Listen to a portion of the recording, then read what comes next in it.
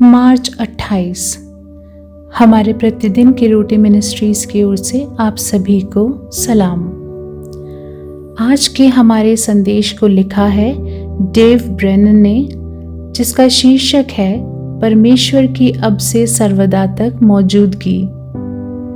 पवित्र शास्त्र का भाग सभोपदेशक अध्याय 3 1 से 11 तक। हर एक बात का एक अवसर और प्रत्येक काम का जो आकाश के नीचे होता है एक समय है, जन्म का समय और मरण का भी समय, बोने का समय और बोए हुए को उखाड़ने का भी समय है, घात करने का समय और चंगा करने का भी समय, ढा देने का समय और बनाने का भी समय है, रोने का समय और हंसने का भी समय, छाती पीटने का समय और नाचने का भी समय है, पत्थर फेंकने का समय और पत्थर बटोरने का भी समय, गले लगाने का समय और गले लगाने से रुकने का भी समय है, ढूंढने का समय और खो देने का भी समय, बचा रखने का समय और फेंक देने का भी समय है, फाड़ने का समय और सीने का भी समय, चुप रहने का समय और बोलने का भी समय है, प्रेम करने का समय और बैर करने का भी समय, लड़ाई का समय और मेल का भी समय है। काम करने वाले को अपने परिश्रम से क्या लाभ होता है?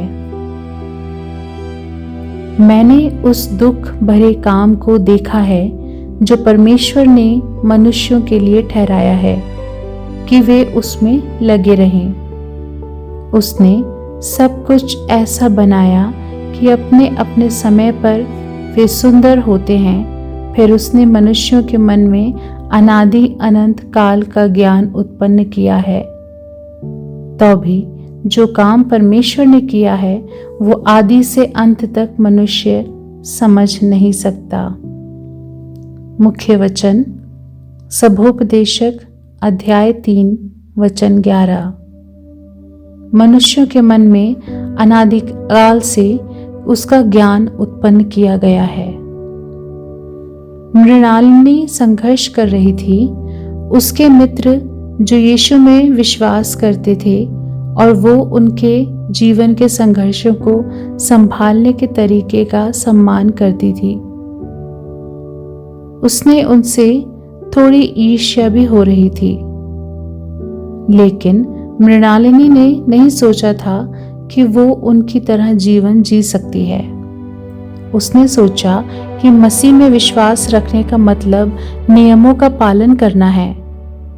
अंततः कॉलेज के एक साथी छात्र ने उसे ये देखने में मदद की कि परमेश्वर उसका जीवन खराब नहीं करना चाहता था, अपितु वो उसके उतार चढ़ाव के बीच उसके लिए सर्वोत्तम चाहता था।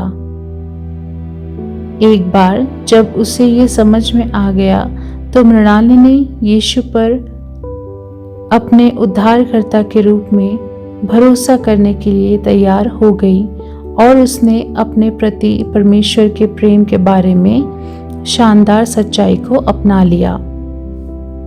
राजा सुलेमान मृणालिनी को ऐसी ही सलाह दे सकते थे। उन्होंने स्वीकार किया कि इस दुनिया में दुख हैं। वास्तव में हर चीज का एक समय होता है, रोने का समय और हंसने का भी समय, छाती पीटने का समय और नाचने का भी समय है, लेकिन और भी बहुत कुछ है।